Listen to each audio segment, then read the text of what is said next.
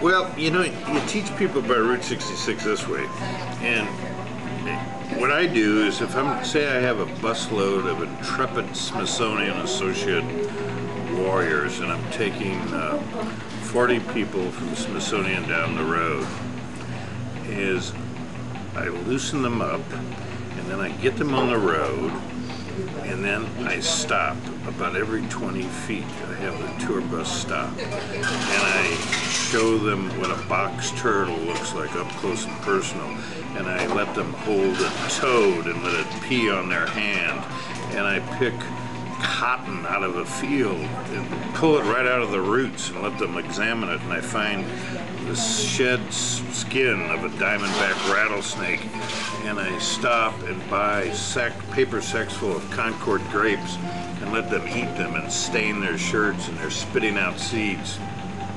These men with silvery white gray temples who haven't chewed grapes like that since they were 12 years old. And that's the best way to educate them, is take them right to the road. And again, you get that total experience that cuts across all disciplines. All disciplines. You can make this trip down Route 66 a music trip.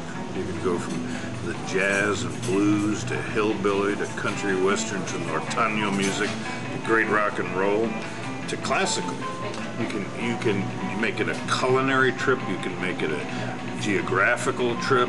I mean, there's so many ways to do it, and I think that's why you find this curriculum appearing in more and more American studies classes, different classes. That's why I keep running into students on the road, people who weren't even alive when Milner and Maharis were cruising 66 in their Corvette in the 60s, or I mean, weren't even around when the road was decertified in 1984, the last town bypassed.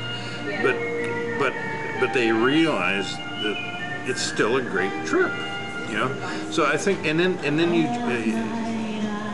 you know, it's just a good, palatable way to teach history and social sciences and geography and English and music. You know, there's so many ways you can use the road.